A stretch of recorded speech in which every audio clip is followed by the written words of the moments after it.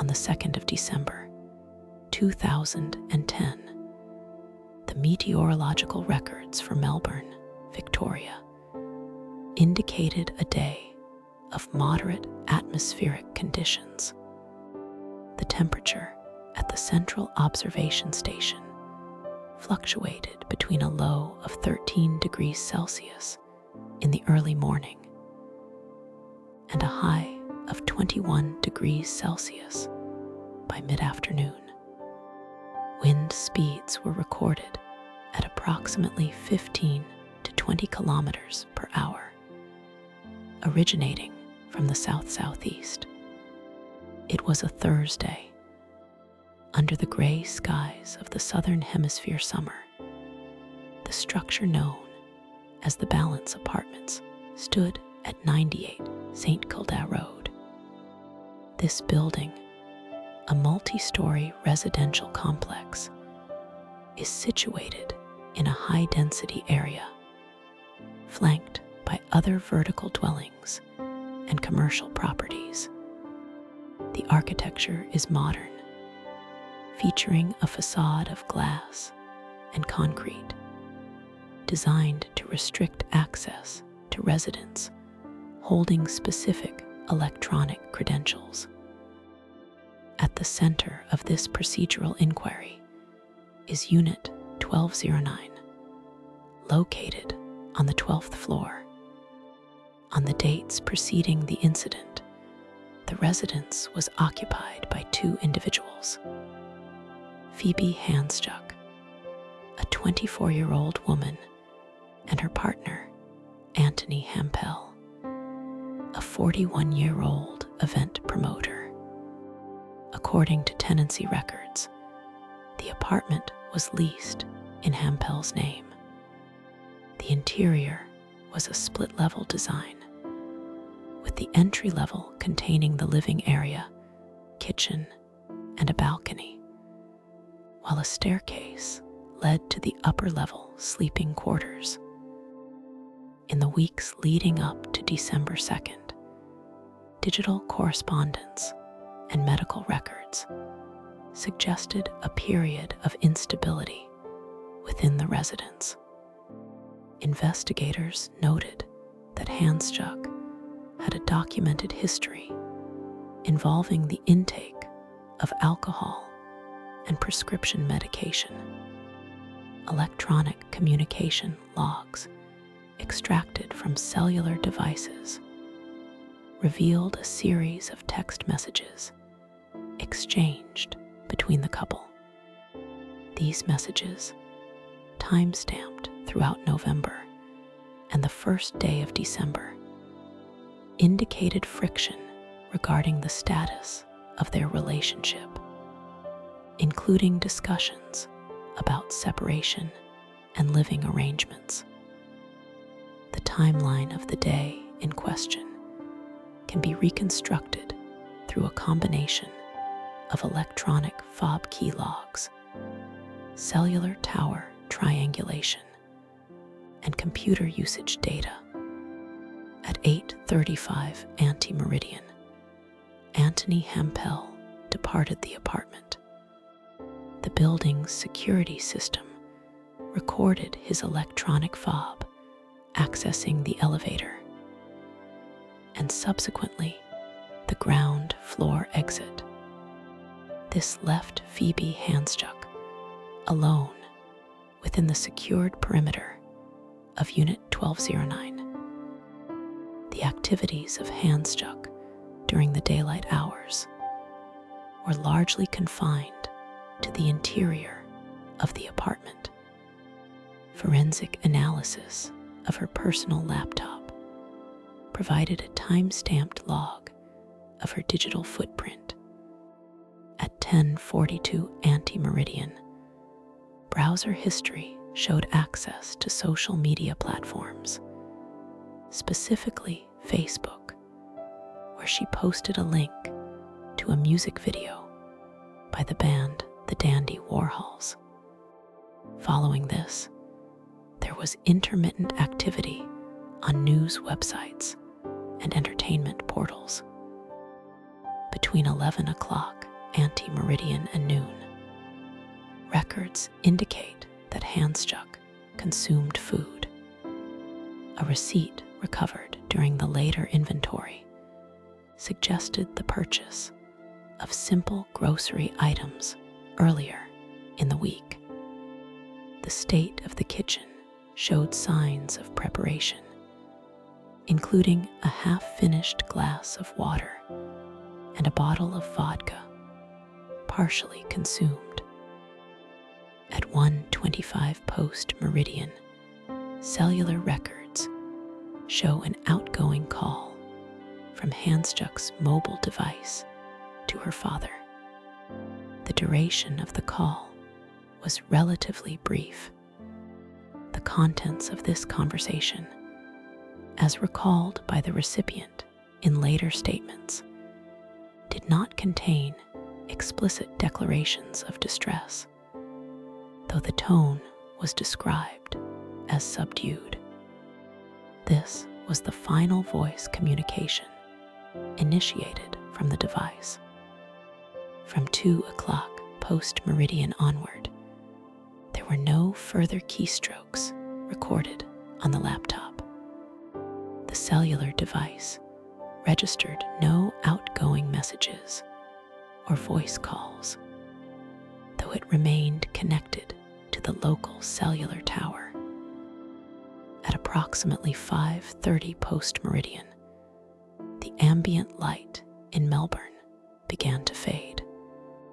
At 6 o'clock, the building's security logs showed no entry or exit from Unit 1209. The electronic lock system created a specific data point for every engagement.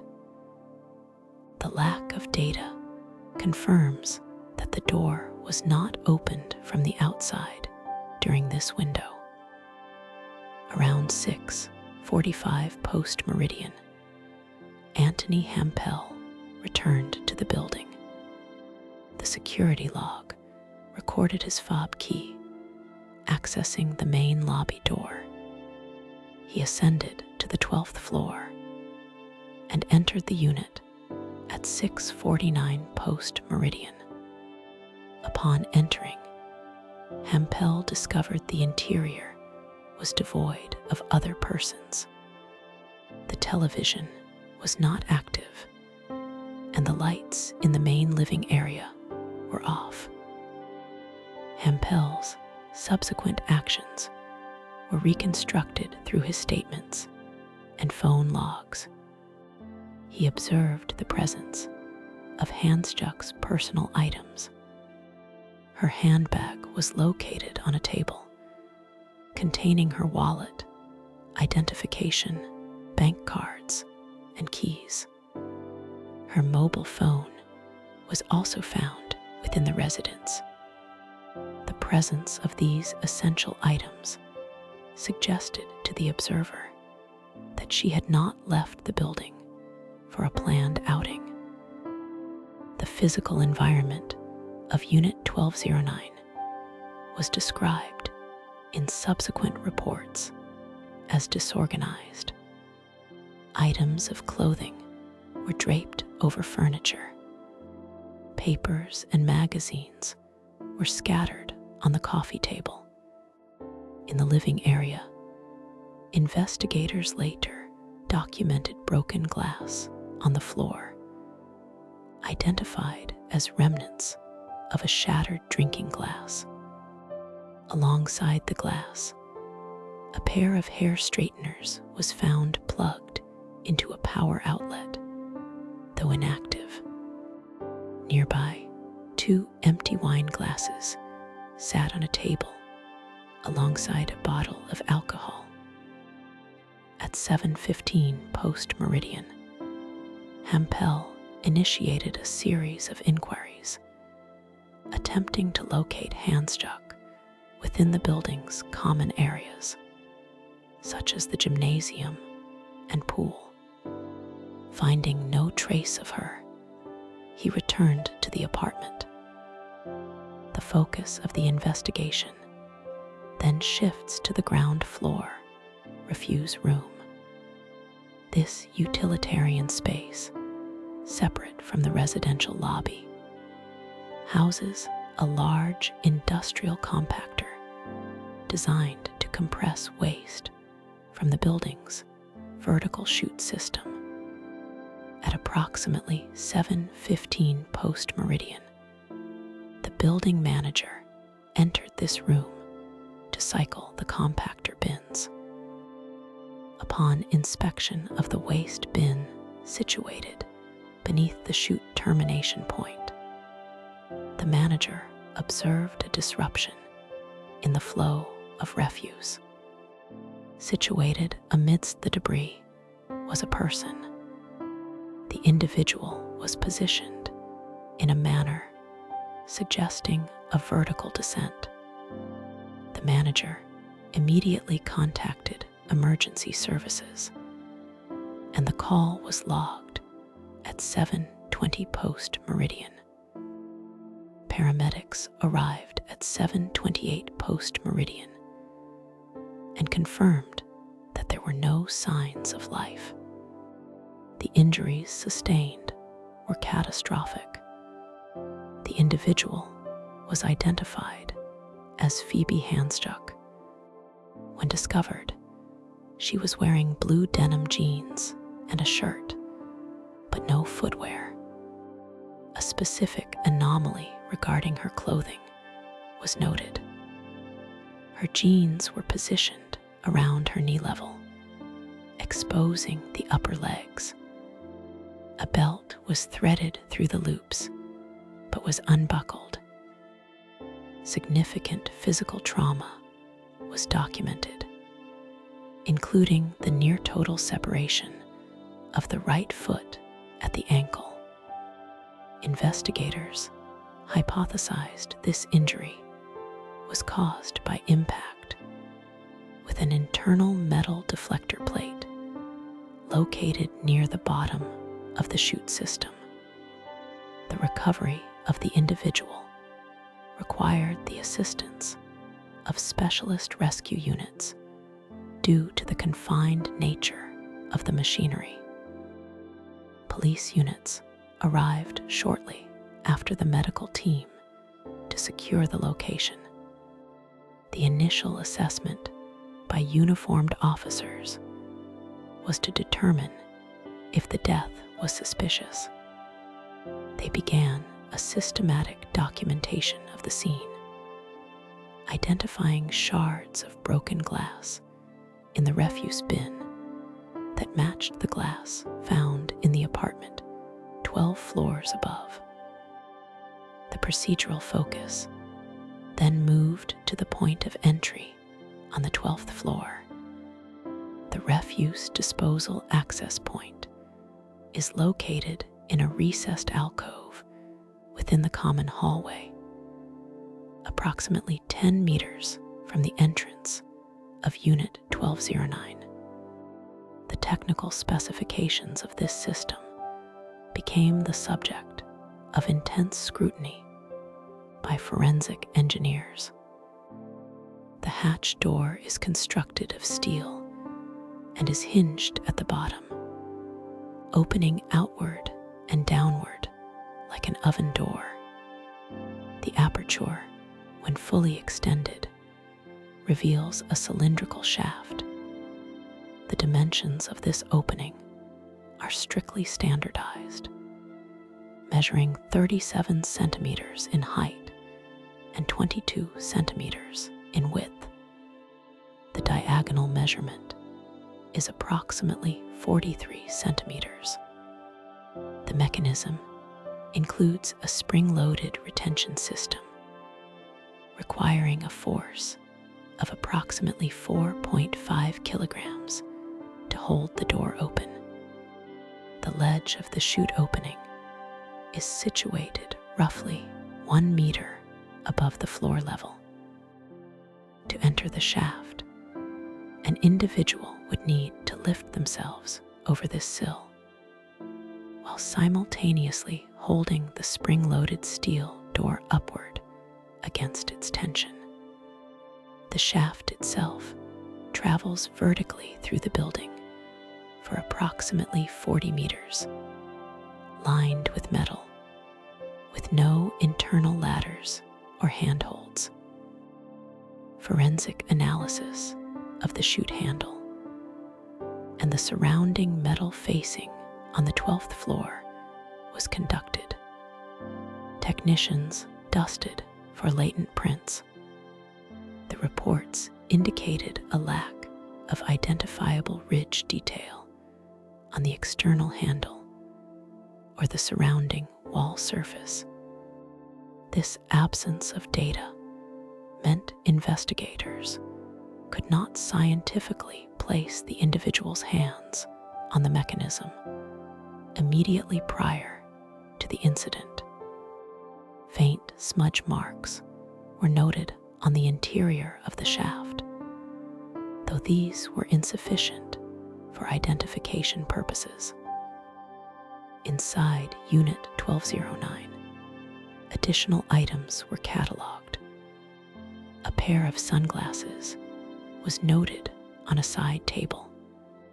The bed in the upstairs room appeared unmade. A mouse hole was documented in the apartment, and records showed Handsjuk had been concerned about a rodent issue. The broken glass in the living area had been partially cleaned. Hampel admitted to vacuuming the area upon his arrival. A well-intentioned act that inadvertently altered the scene prior to police documentation. The vacuum cleaner contents were not initially seized for forensic analysis. Toxicological samples were collected during the autopsy procedure. The analysis returned a blood alcohol concentration of 0.16%. In addition to the ethanol, the toxicology screen identified the presence of zolpidem, a prescription sedative marketed under the name Stilnox. The concentration was within the therapeutic to toxic range. The medical examiner noted that the combination of high alcohol consumption and the sedative agent would likely result in disorientation, drowsiness, and impaired coordination. The pathologist noted extensive bruising and abrasions on the back, shoulders, and arms, consistent with the mechanics of a fall down a vertical shaft. The cause of death was officially recorded as the result of multiple injuries sustained from the fall and subsequent compression.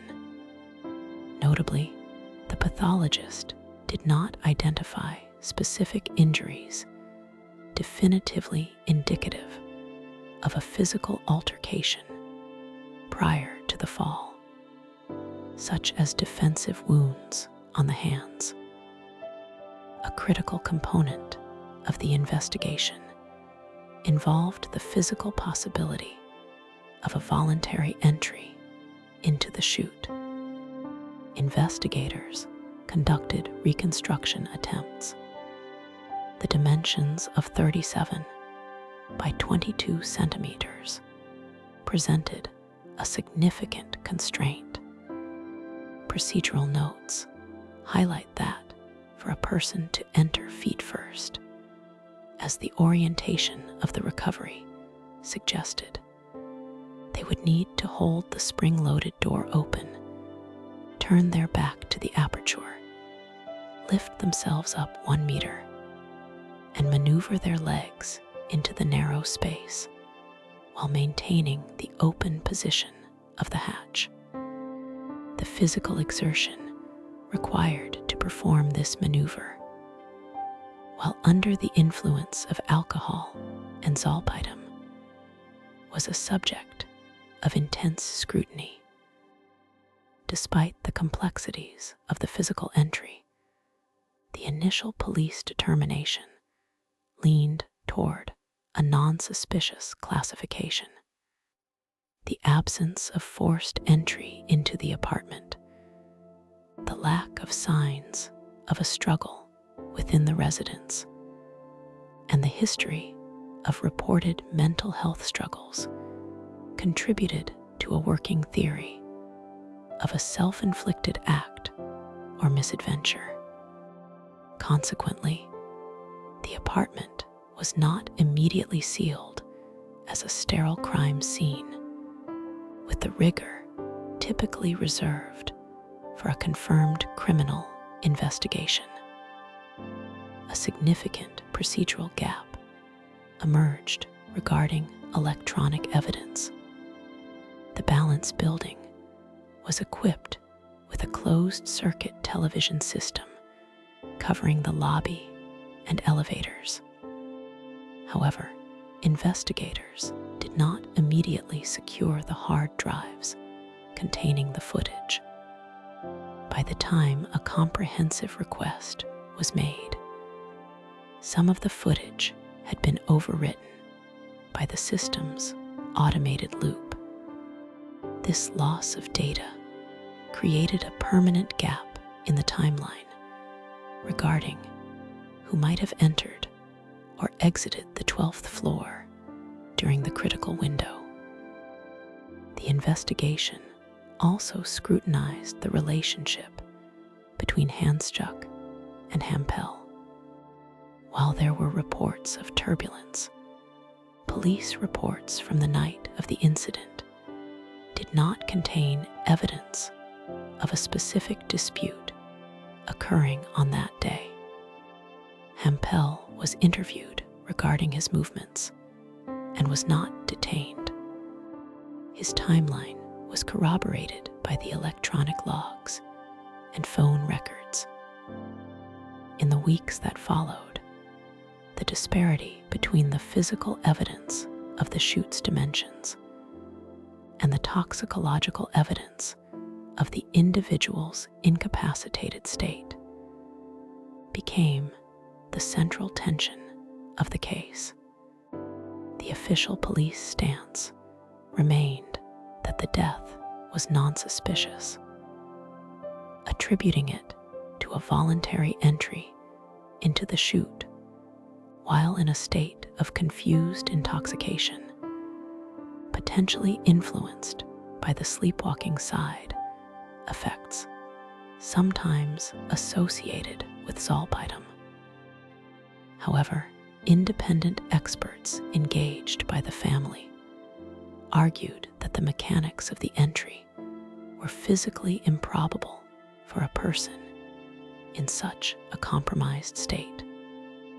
They pointed to the lack of fingerprints on the upper chute frame, a grip that would be necessary to hoist oneself up, as a glaring inconsistency.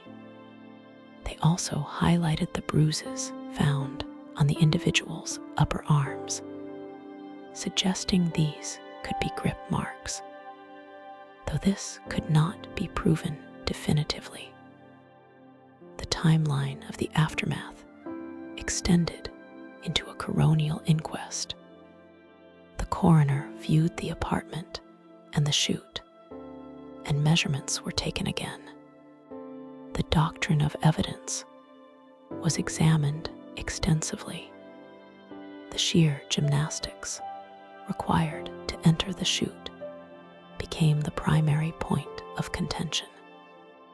Tests were conducted using sandbags of a similar weight to the individual to simulate the fall and the acoustic signature. The inventory of the refuse bin where the individual was found included general household waste from the floors above. Due to the mixing of materials from 12 stories, linking specific pieces of refuse to the timeline of the fall proved impossible. The specific bag of trash that might have been thrown down by the individual or by someone else could not be isolated. The immediate aftermath was characterized by a rapid discovery and a clinical removal, followed by a slow, disputed analysis of how a human being could traverse a narrow, safety-gated tunnel from the 12th floor to the basement. The tangible records, the key fob logs, the toxicology report showing high levels of sedatives and alcohol, the measurements of the 22-centimeter chute opening, and the fragmented timeline of the closed-circuit television formed the entirety of the narrative structure. The investigation concluded with the official position that there was insufficient evidence to involve a third party. The case file notes the ambiguity of the feet-first entry into a 37-centimeter gap as a discordant note in the procedural documentation.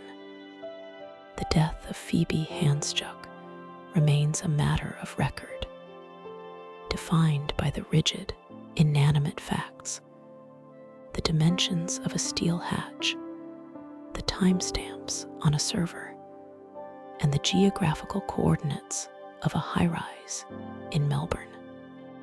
The transition from a domestic evening to a procedural investigation was marked not by a single loud event, but by the silent accumulation of these data points, leading to the location of the individual at the base of the refuse shaft.